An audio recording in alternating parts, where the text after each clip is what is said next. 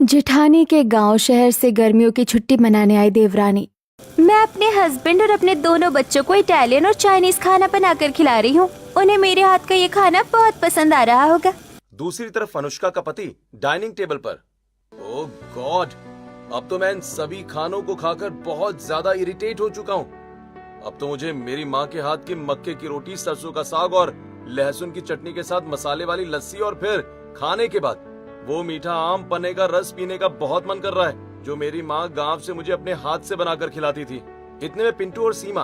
पापा, हमारी मम्मी हमेशा ये चाउमीन मोमोज जैसे अजीबोगरीब खाना ही क्यों बनाती रहती है? आपको पता है, मेरे स्कूल में मेरी फ्रेंड है साक्षी, उसकी दादी गांव से आई है और जब से उसकी दादी आई है तब से वो बहुत ही ज्यादा टेस्टी लंच लेकर आती है। कल तो उसने मुझे सत्तू के पराठे और लिट्टी चोखा खिलाया था।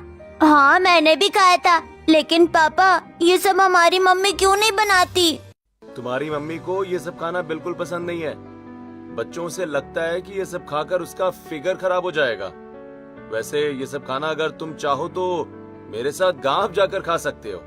राजीव इतना कहता ही है कि तभी अनुष्का आती है और वो ये सारी बातें सुनकर गुस्से से हाथ में लिए कलछी को पटकते हुए कहती है, अच्छा राजीव, मेरे पीठ पीछे तुम बच्चों के दिमाग में अपने गांव का वो देसी देहाती सोच भरना चाहते हो जो तुम्हारी माँ और तुम्हारी भाभी के अंदर भरा हुआ है। अरे आज मुझे एहसास हो गया कि मैं तुम्हारे लिए कितना भी कुछ करूं, तुम्हारे लिए तुम्हारी भाभी, तुम्हारा गांव और तुम्हारा वो देसी खाना ही इम्पोर्टेंट रहेगा। अनुष्का नहीं, तुम गलत समझ रही हो, ऐसा कुछ नहीं है। तभी बच्चे कहते हैं, मम्मी, आप तो बेवजह ही पापा पर गुस्सा कर रही हो। पापा तो बस दादी माँ को याद कर रहे थे, और सच कहूँ तो हमें भी आपका ये रोज रोज चाउमीन मोमोज खाना पसंद नहीं है। हाँ मम्मी, हमारे फ्रेंड्स तो कई तरह का खाना लेकर आते हैं लंच में, लेकिन आप तो सिर्फ हमें सैंडविच, चाउमीन, मोमोज ही बना कर देती हो। सुन लिया राजीव, अब तो बहुत खुश हो ना तुम कि तुम्हारे बच्चे भी तुम्हारी बोली बोल रहे हैं। खैर, तुम लोगों को जो बोलना है बोलो, इस घर में होगा वही जो मैं चाहती हूँ। बाकी तुम लोगों का ब्रेकफास्ट हो गया है तो अपना अपना लंच बॉक्स पकड़ो और स्कूल और ऑफिस के लिए निकल जाओ। अब बच्चे अपनी माँ को भड़कता देख फटाफट अपना लंच बॉक्स बैग में रखकर स्कूल के लिए निकल जाते हैं। वहीं राजीव भी चुपचाप ऑफिस चला जाता है, जिसके बाद अनुष्का आराम से अपने कमरे का एसी चलाकर फोन में रील्स देखने लगती है। हे भगवान, पता नहीं मेरे हस्बैंड को बार बार क्यों गांव की याद आती है।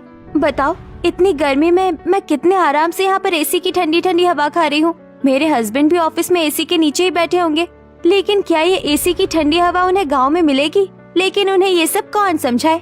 दूसरी तरफ राजीव अपने कैबिन में लैपटॉप पर काम करता हुआ, हे भगवान, आज तो मुझे कुछ ज्यादा ही याद आ रही है अपने बड़े भाई की। एक काम करता हूँ, उन्हें वीडियो कॉल करता हूँ। अब राजीव अपने बड़े भाई को वीडियो कॉल करता है, जहाँ राजीव का बड़ा भाई लखन फलों से हरे भरे बागान में बैठकर टोकरी में आम, लीची, केला, नारियल तोड़कर रख रहा होता है। अब फोन की रिंग सुनकर लखन, अरे ये तो शहर से मेरे छोटे भाई राजीव की कॉल है। चलो ये सारे काम मैं बाद में करूंगा, पहले अपने भाई से बात कर लेता हूँ। अब लखन रसीले फलों के पेड़ के नीचे ठंडी हवाओं में बैठकर अपने भाई राजीव का फोन उठाता है कि तभी लखन को अपने छोटे भाई के माथे पर एक अजीब सा तनाव नजर आता है। हेलो भैया, प्रणाम, कैसे हैं आप? अरे खुश रहे मेरे भाई, खुश रहे। पर ये बता, तेरे चेहरे पर ये तनाव कैसा दिख रहा है? सब ठीक तो है ना? तभी राजीव मायूस होकर कहता है, हाँ भैया, सब ठीक है, बस आप लोगों की बहुत याद आ रही थी और मिलने का भी बड़ा मन कर रहा है। लेकिन आप तो जानते हो ना कि मेरी पत्नी को गांव आना बिल्कुल पसंद नहीं है और वो मुझे अकेले भी नहीं आने देगी। हाँ बेटा, मैं ये बात समझता हूँ। वैसे हम लोग भी तुम्हें बहुत याद करते हैं। माँ तो हर दिन तुम्हारी ही चर्चा करती है। एक बार बात करके देखो ना अपनी पत्नी से। ये सुनकर राजीव फिर से थोड़ा सा मायूस हो जाता है और बातों को घुमाने लगता है। हाँ भैया, मैं कोशिश करूंगा बात करने की। अच्छा चलो, अब मैं काम कर रहा हूँ तो आपसे बाद में बात करूंगा, ठीक है? इतना कहकर राजीव फोन रख देता है और उसकी आंखों से हल्के आंसू गिरने लगते हैं। वहीं दूसरी तरफ राजीव की माँ भी राजीव को याद करते हुए अपनी बड़ी बहू से कहती है, जो चूल्हे पर खाना पका रही है, बड़ी बहू, आज मुझे अपने छोटे बेटे और उसकी पत्नी अनुष्का की बहुत याद आ रही है। अब तो उनके बच्चे भी थोड़े बड़े हो गए होंगे। पता नहीं वो हम लोगों की चर्चा अपने बच्चों से करती भी है कि नहीं। काश एक बार वो यहाँ पर आ जाती तो कितना अच्छा होता। गांव घर ये भी तो उसी का ही है, लेकिन वो शुरू से बस शहर शहर के गुण गाती है। अच्छा माँ जी, आप चिंता क्यों करती है? मैं कामकाज से फ्री होकर देवरानी जी को फोन करूंगी और उन्हें यहाँ आने को कहूंगी। क्या पता वो भी हमें याद ही करती हो। अब इतना कहने के बाद प्रीत अपनी सास को बड़े ही प्यार से खाना खिलाती है और उसके बाद अपने कमरे में आती है। चलो सारे काम हो गए हैं, अब फ्री हूँ तो अपनी देवरानी जी को फोन कर लेती हूँ। अब प्रीति अपनी देवरानी को बड़े ही प्यार से फोन करती है, जहां उसकी शहरी देवरानी अपने दोस्तों के साथ गर्मी में ठंडे ठंडे कोल्ड ड्रिंक और स्नैक्स के साथ किटी पार्टी कर रही होती है। तभी प्रीति की घमंडी शहरी देवरानी की नजर फोन पर पड़ती है। वो अपनी जेठानी का कॉल देकर खुश नहीं होती और चिढ़कर फोन उठाकर कहती है, ओह गॉड, आज मेरी गांव की जेठानी ने मुझे फोन कैसे कर दिया। अरे अचानक मेरी याद कैसे आ गई आपको? कोई काम था या पैसे वैसे चाहिए थे? चाहिए तो बता दीजिए, मैं भिजवा दूंगी। अब अनुष्का की ये बातें सुनकर किटी पार्टी में आए लोग तेज तेज हंसने लगते हैं, जिसकी आवाज सीधा प्रीति के कानों में जाती है और उसे काफी शर्मिंदगी महसूस होती है। नहीं नहीं, मुझे कोई पैसा नहीं चाहिए देवरानी जी। सच कहूँ तो माँ जी को आपकी बहुत याद आ रही है और बच्चों को देखे भी बहुत दिन हो गए हैं। अगर आपके पास समय है तो कुछ दिन के लिए आप गांव क्यों नहीं आ जाती हैं? अच्छा, तो प्यारी प्यारी बातें करके मेरी गांव की गवार जेठानी मुझे शहर से गांव बुलाना चाहती है, अपने देहाती इलाके में जहाँ पर किसी भी चीज की कोई सुविधा नहीं है। अरे तुम लोगों का तो खाना भी गवारों जैसा होता है। ये सुनकर एक बार फिर से प्रीति को बहुत बुरा लगता है। उसकी आंखें नम होने लगती हैं, लेकिन फिर भी वो कुछ नहीं कहती। देवरानी जी, मैं मानती हूँ आपका रहन सहन हमारे रहन सहन से बहुत अलग है, लेकिन बार बार हम लोगों को इस तरह से नीचा दिखाना, क्या ये सही है? खैर, हमें तो बस आपकी याद आ रही थी, इसीलिए फोन किया। पर ठीक है, अगर आपका मन हो तो आप आ जाना, नहीं तो कोई बात नहीं। इतना कहकर प्रीति फोन काट देती है। तभी कमरे में गीता आती है। तेरी बात हो गई बहू छोटी बहू से? क्या कहा उसने? कब आ रही है वो मेरे छोटे बेटे और अपने बच्चों को लेकर यहाँ पर? हे भगवान, अगर मैंने माँ जी को सच बताया तो इन्हें भी मेरी तरह बहुत तकलीफ होगी। हाँ माँ जी, देवरानी जी ने कहा है कि उन्हें जैसे ही फुर्सत मिलेगी वो यहाँ जरूर आएंगी। अब ये सुनकर गीता बहुत खुश होती है और अपने कमरे में जाकर वो ये बात अपने पति से कहती है। क्या सच में मेरा छोटा बेटा यहाँ आने वाला है? भाई सुनकर तो बहुत खुशी हो रही है। न जाने कब से उसे और उसके बच्चों को मैंने देखा नहीं है। आप ठीक कह रहे हैं, लेकिन अब आप चिंता मत करिए, क्योंकि अब जल्द ही वो लोग यहाँ अपने गांव आने वाले हैं। अब इसी तरह कुछ हफ्ते और गुजरते हैं और अब धीरे धीरे राजीव की कंपनी फाइनेंशियली तौर पर माइनस में जाने लगती है, जिससे राजीव की मंथली इनकम भी अब कम हो जाती है, जिसके कारण घर में फाइनेंशियल दिक्कत शुरू हो जाती है। तभी एक दिन राजीव और अनुष्का घर पर न्यूज देख रहे होते हैं कि तभी उन्हें न्यूज चैनल पर सिलेंडर को लेकर हो रहे दंगे फसाद के बारे में पता चलता है। हे भगवान, ये सब क्या हो रहा है? कंपनी भी फाइनेंशियली तौर पर कमजोर हो रही है और अब शहर में सिलेंडर को लेकर भी दंगे फसाद हो रहे हैं। ऐसे में इंसान शहर में सरवाइव कैसे करेगा? अरे वो सब छोड़ो राजीव, तुम्हें पता है हमारा सिलेंडर खत्म होने वाला है। अब क्या होगा? तुम ये पकड़ो फोन और अभी के अभी सिलेंडर बुक करो। अब राजीव फटाफट नंबर डायल करके अपनी बुकिंग करनी शुरू करता है, लेकिन उसकी कॉल बार बार कट हो जाती है। अनुष्का, वो लोग हमारी कॉल एक्सेप्ट ही नहीं कर रहे। इसका मतलब हमें सिलेंडर इतनी आसानी से तो नहीं मिलेगा। अरे अगर सिलेंडर नहीं मिलेगा तो खाना कैसे बनेगा? लगता है अब हमें ब्लैक में लेना पड़ेगा सिलेंडर। क्या कहा? ब्लैक में? ए भगवान, इस महीने तो सैलरी भी बहुत कम आई है, लेकिन ठीक है, मेरे पास 5,000 रुपए हैं, तो तुम ले लो सिलेंडर। अब राजीव 5,000 रुपए निकालकर अनुष्का के हाथ में रख देता है। अनुष्का पैसे लेकर पड़ोस में आती है और लोगों से सिलेंडर के लिए बात करती है। तभी सावित्री, अरे मुझसे ले ले ब्लैक में सिलेंडर, पूरे 5,000 का दूंगी। अरे आप तो मेरी बहुत अच्छी पड़ोसन है, और अब बुरे वक्त में आप ही मुझे इतना महंगा सिलेंडर बेचेंगे तो मेरे घर के 2 पैसे कैसे बचेंगे? थोड़ा तो कम कीजिए। अनुष्का देखो, पड़ोसी अपनी जगह है और पैसा अपनी जगह। इस वक्त तो हर जगह तुम्हें सिलेंडर इतना ही महंगा मिलेगा, लेना है तो लो वरना धक्के खाओ। अब अनुष्का मजबूरन वो महंगा सिलेंडर खरीदकर उसे घर ले आती है। अच्छा, तो तुम्हें मिल गया सिलेंडर? चलो, तुम इसे ध्यान से खर्च करना, क्योंकि अभी मेरे पास पैसे नहीं है और मेरी कंपनी भी बहुत लॉस में चल रही है, तो कोशिश करना कि ये 1 महीने से ज्यादा ही चले। और हाँ सुनो, राशन भी लिमिट से इस्तेमाल करना, क्योंकि सुनने में आया कि खाने पीने की चीजों के रेट भी बढ़ जाएंगे। अब राजीव अनुष्का को सारी बातें समझा देता है, लेकिन मॉडर्न अनुष्का अपनी ही धुन में होती है। वो बड़ी ही लापरवाही के साथ सिलेंडर का इस्तेमाल करती है। वो जब भी खाना बनाती, उस खाने को ओवर कुक करके सारा खाना जला देती। कभी गैस ऑन करके वो फोन पर रील्स बनाने लगती, जिससे गैस की बहुत बर्बादी होती है। अब कुछ ही हफ्तों में अनुष्का के बच्चों की स्कूल की गर्मी की छुट्टियां भी पड़ जाती हैं, जिस वजह से बच्चे 24 घंटे अनुष्का के साथ घर में रहकर अनुष्का को स्नैक्स बनाने को कहते हैं। तो कभी उसको अपने साथ खेलने के लिए जिद करते हैं, जिससे अनुष्का इरिटेट होकर कहती है, चुप करो तुम दोनों। एक तो सिलेंडर खत्म हो गया है, ऊपर से तुम दोनों ने नाक में दम करके रख दिया है। कभी कभी तो मेरा मन करता है कि मैं तुम्हें स्कूल से निकालकर हॉस्टल में भेज दूं। अब अनुष्का का गुस्सा देखकर दोनों ही बच्चे तेज तेज रोने लगते हैं। मम्मी, आप तो बस हमें डांटती रहती हो। पापा आएंगे तो हम आपकी शिकायत करेंगे। हाँ मम्मी, आप सबसे गंदी मम्मी हो। अब पीछे से आता राजीव सारी बातें सुन लेता है। अनुष्का, ये क्या तरीका है बच्चों से बात करने का? हाँ, और क्या कह रही थी तुम कि तुम मेरे बच्चों को हॉस्टल भेज दोगी? अरे तुमने मुझे मेरे माँ बाप से दूर कर दिया, ये कम है क्या जो अब मेरे बच्चों को भी मुझसे दूर करना चाहती हो तुम? अरे अगर तुम्हें इतनी ही प्रॉब्लम हो रही है तो मैं अपने बच्चों को लेकर गांव चला जाता हूँ। हाँ, घुमा फिरा कर तुम्हें गाँव की ही तो याद आती है, और कुछ तुम्हें दिखता ही कहाँ है। तो और कहाँ लेकर जाऊं बच्चों को? तुम्हें पता नहीं है क्या कि गैस के साथ साथ पेट्रोल के दाम भी बढ़ गए हैं। पेट्रोल की भी अकाली हो रही है। कहीं भी जाने आने के लिए हमें गाड़ी में पेट्रोल डलवाना ही पड़ेगा, जिसकी कीमत आसमान छू रही है। कई पेट्रोल पंप तो बंद हो गए। और तुमने जो अभी ये सिलेंडर खत्म किया है ना, मेरे पास सिलेंडर खरीदने के अब पैसे नहीं है। मेरी बात मानो अनुष्का, जब तक शहर की सिचुएशन ठीक नहीं होती है, इन 2 महीनों के लिए हम अपने बच्चों के साथ गांव चलते हैं। वहाँ बच्चे भी अपने दादा दादी के साथ खुश रहेंगे और तुम भी थोड़ा बहुत घूम लेना। मैं रिक्वेस्ट कर रहा हूँ यार अनुष्का। अब गुस्से से लाल पीली होती हुई अनुष्का कहती है, ठीक है, फिर चलते हैं गाँव। अब राजीव फोन से गांव की टिकट बुक करता है और खुशी खुशी ये बात अपने बड़े भाई से कहता है। वहीं दूसरी तरफ अनुष्का गुस्से से अपनी माँ को ये सारी बातें फोन पर बताती हुई, माँ, मेरा बिल्कुल भी मन नहीं है गाँव जाने का। इससे तो अच्छा होता मैं आपके पास आ जाती। तभी अनुष्का की माँ अपनी बेटी के दिमाग में बंटवारे की बात भरते हुए कहती है, अरे बेटी, तू इतनी नासमझ है। कब तक ऐसे ही मेरे घर आती रहेगी? कभी अपने गांव भी जा, वहाँ भी तो तेरी जमीन है। कहीं ऐसा ना हो तेरी जेठानी गांव का सारा जमीन हड़प ले। अरे बाप रे, इसके बारे में तो मैंने कभी सोचा ही नहीं था। आप ठीक कहती है माँ, मुझे गाँव जाना चाहिए। अब 2 दिन बाद राजीव अपने पूरे परिवार के साथ ट्रेन में बैठकर गांव जाता है, जहां बच्चे खिड़कियों के पास बैठकर बाहर के नजारे का आनंद ले रहे होते हैं। पापा पापा, खिड़की से बाहर देखने में कितना अच्छा लग रहा है। हाँ सही कहा। वैसे पापा, अब हम कितनी देर में गांव पहुंचने वाले हैं? बस कुछ घंटे का सफर और है मेरे बच्चों।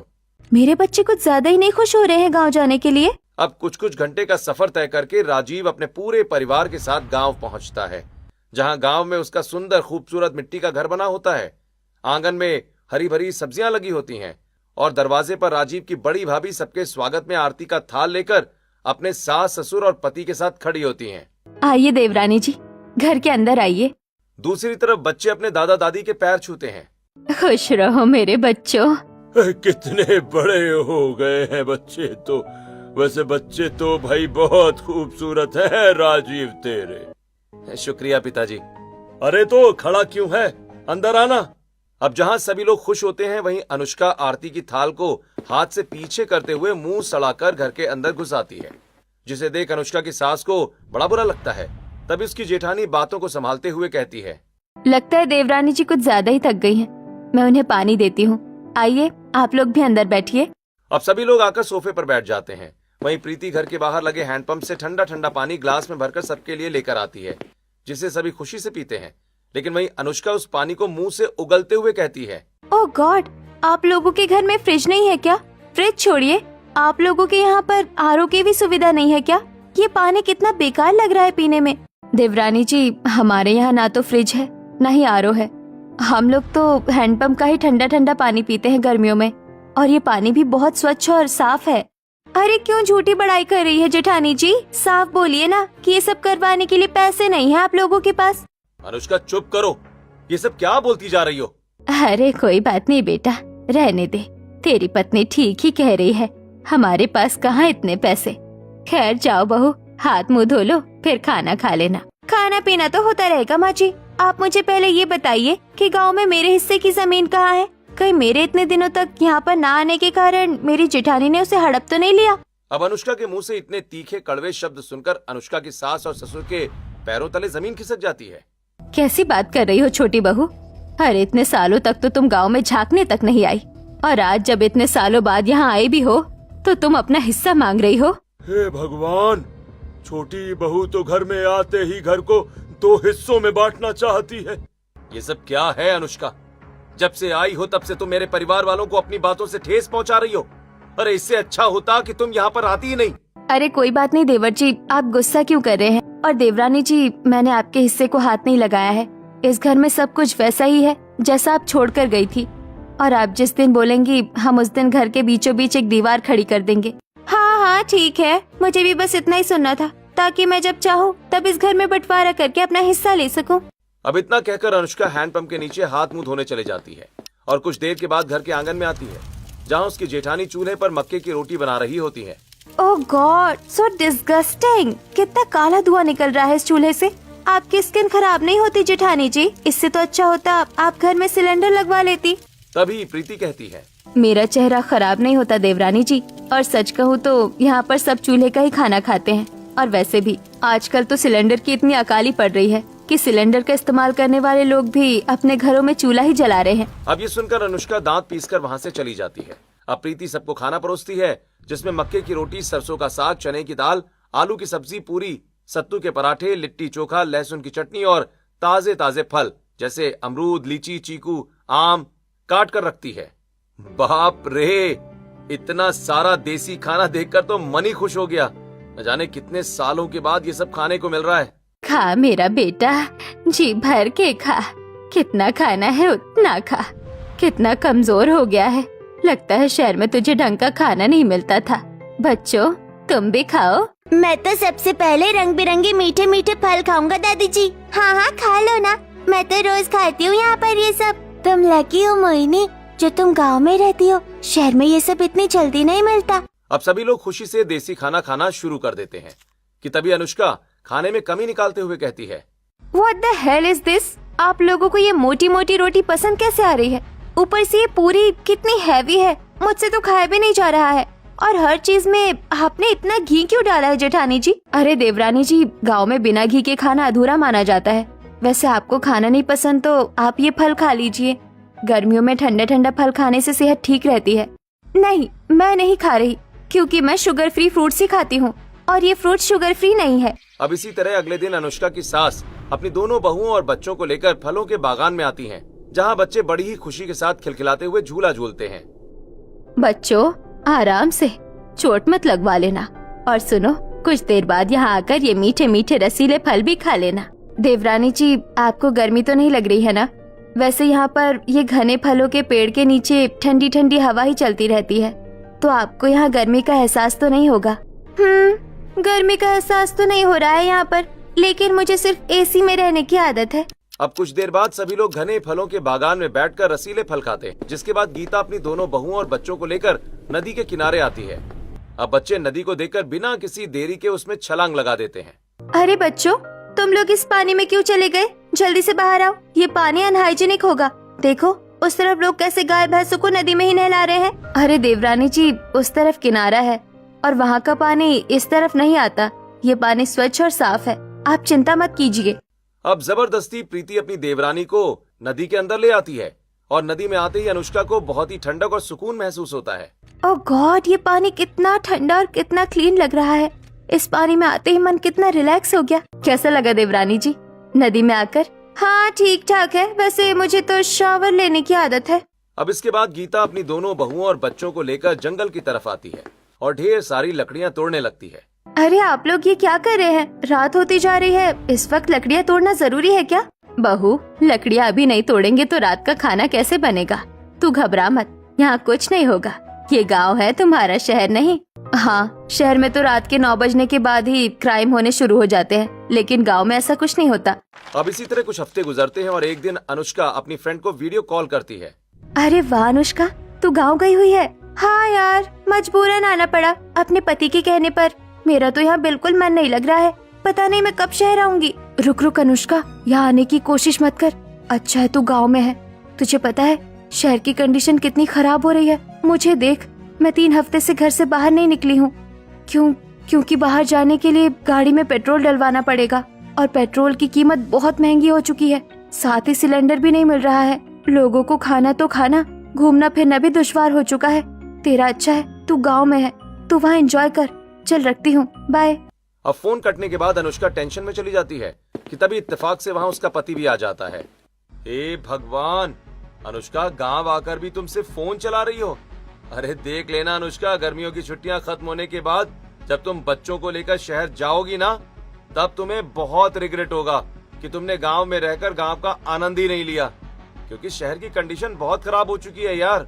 मैं रोज न्यूज देख रहा हूँ, वहाँ पर सिलेंडर को लेकर दिक्कत है, पेट्रोल को लेकर दिक्कत है, पॉल्यूशन बढ़ रहा है, महंगाई बढ़ रही है, और तुम्हें ये सब कुछ आराम से मिल रहा है, शांति पूर्वक। तो तुम इसको एंजॉय नहीं कर रही हो। अब इतना कहकर राजीव वहां से चला जाता है, जिसके बाद अब अनुष्का को भी एहसास होता है कि शायद वो गलत कर रही है। अब आज की रात अनुष्का खाना खाने के बाद अपनी जेठानी के साथ सभी जूठे बर्तनों को लेकर नदी के पास आकर उसके साथ मिलकर बर्तन धोती है। अरे देवरानी जी, मुझे तो विश्वास नहीं हो रहा कि आप मेरे साथ नदी के पास इतनी रात को बर्तन धो रही हैं। कोई बात नहीं जेठानी जी, आप विश्वास कर लीजिए, क्योंकि अब मैं ऐसे ही गांव की हर छोटी छोटी चीजों को एंजॉय करूंगी। क्योंकि मुझे समझ में आ गया है कि जो सुकून और शांति गांव में है वो शहर में नहीं है। अब दोनों ही देवरानी जेठानी बर्तन धोकर घर आती हैं तो देखती हैं कि गीता, लखन, राजीव अपने हाथों में बिस्तर लेकर छत पर जा रहे हैं। अरे आप लोग छत पर जा रहे हैं? हाँ बहू, गर्मी थोड़ी ज्यादा है तो हम लोग छत पर ही सोएंगे आज। अब सभी लोग घर की छत पर आकर एक लाइन से तकिया लगाकर सो जाते हैं। छत के चारों तरफ घने पेड़ होते हैं, जिसकी ठंडी ठंडी हवाओं से परिवार के सभी सदस्यों को ठंडक का एहसास हो रहा होता है। वहीं गीता अपने पोता पोती को सुनहरी कहानियां सुना रही होती है। दादी जी, आप तो बहुत अच्छी कहानी सुना रही हो, मजा आ रहा है सुनकर। दूसरी तरफ राजीव और लखन, भैया आज बड़े दिनों के बाद आपके साथ छत पर सोकर बहुत सुकून मिल रहा है। मुझे भी मेरे भाई। वहीं प्रीति अपनी देवरानी से, देवरानी जी, आपको नींद तो आ रही है ना छत पर? हाँ जेठानी जी, बहुत अच्छी नींद आ रही है। चारों तरफ पेड़ से ठंडी ठंडी हवा आ रही है और छत पर कितना रिलैक्स मिल रहा है। कोई पॉल्यूशन नहीं है, कोई शोर नहीं है। सच में यहाँ बहुत सुकून है। अब अगले दिन गीता अपने पूरे परिवार को लेकर अपने गांव की कुल देवी के पास पहुंचती है, जहां सभी सदस्य मिलकर पूजा करते हैं और इस पूजा से अनुष्का का पूरा दिमाग शांत हो जाता है। सच में माता रानी के दर्शन करके तो मन पवित्र हो गया। अब घर आकर अनुष्का अपनी जेठानी के साथ चूल्हे पर खाना भी बनाती है। वैसे चूल्हे पर खाना बनाने में भी एक अलग ही मजा है जेठानी जी। चलिए, वैसे खाना बन गया है, आप खाना परोस दीजिए सबको। अब प्रीति सभी लोगों को खाना परोसती है, तभी अनुष्का कहती है, अरे जेठानी जी, वो वाला अचार नहीं है जो आप रोज खाने में देती है? अरे मुझे तो विश्वास ही नहीं हो रहा है कि अनुष्का को अचार चाहिए। अनुष्का, तुम्हें कब से ये सब पसंद आने लगा? बस कीजिए आप, मेरी देवरानी को परेशान मत करिए। वैसे भी वो कुछ खाती नहीं है। वही तो, इनका तो काम है मुझे छेड़ने का। अब इसी तरह 1 से आधा महीना निकल जाता है, जिसके बाद बच्चे रो रो कर अपनी माँ से कहते हैं, मम्मी मम्मी, गर्मियों की छुट्टियां खत्म होने वाली है, लेकिन हमें गांव छोड़कर शहर जाने का मन नहीं कर रहा है। मेरा भी मन नहीं है। ये सुनकर अनुष्का की आंखों में भी आंसू आ जाते हैं। अब मैं इन्हें कैसे बताऊं कि मन तो मेरा भी नहीं कर रहा है, लेकिन जाना तो पड़ेगा। अब अनुष्का गांव के बाजार में जाकर देसी सामान की शॉपिंग भी करती है, जैसे खादी के कपड़े, हरी सब्जी में डालने वाले दाल की बड़ियां, पापड़, चिप्स जैसी अनेक चीजें खरीदती है। अब देखते ही देखते 2 महीने खत्म हो जाते हैं और अब अनुष्का के परिवार वालों का गांव से अलविदा लेने का समय आ जाता है। अनुष्का अपने सास ससुर के पैर छूती है तो राजीव भी अपने माता पिता के पैर छूता है, जिसके बाद गीता अपने हाथ में बनारसी साड़ी और कुछ गहने अनुष्का को देते हुए कहती है, ये लो बहू, ये मेरी तरफ से तुम्हारे लिए छोटी सी भेंट है। इसे संभाल कर रखना और शहर में कोई भी पूजा पाठ करना तो इसी साड़ी को पहन कर करना। तभी सामने से प्रीति अपने हाथ में बड़े बड़े अचार के जार लेकर आती है। ये लो देवरानी जी, मैंने तुम्हारी मनपसंद की सभी अचार बनाकर रखे हैं। शहर में तो तुम इसे बना नहीं पाओगी, ना ही खरीद पाओगी, इसीलिए तुम इसे भी लेकर जाओ। अब अपने ससुराल वालों का इतना प्यार देकर अनुष्का की आंखों में आंसू गिरने लगते हैं। मैं आप लोगों को बहुत गलत समझती थी, लेकिन आप लोग सच में बहुत अच्छे हैं और आप लोगों ने हमें बहुत प्यार दिया है। और मैं कितनी बेवकूफ थी जो मैं इस घर में बंटवारा करना चाह रही थी। मुझे माफ कर दीजिए। देखा, मैंने कहा था ना कि एक बार तुम गांव में घुल मिल गई ना तो तुम्हें गांव और गांव के लोग बहुत अच्छे लगेंगे अनुष्का। हाँ, गांव सच में बहुत अच्छा है और मैं हमेशा ऐसे ही यहाँ आती रहूंगी। भाई ये सुनकर बहुत खुशी हुई बहू। ऐसे ही हमारा परिवार मिलजुल कर रहे और आबाद रहे। ठीक है पिताजी, प्रणाम। अब हम लोग चलते हैं। अब अनुष्का का पूरा परिवार सभी लोगों से अलविदा लेकर दोबारा शहर के लिए रवाना हो जाता है और इस दिन के बाद से अनुष्का को शहर के साथ साथ गांव भी बहुत पसंद आने लगता है।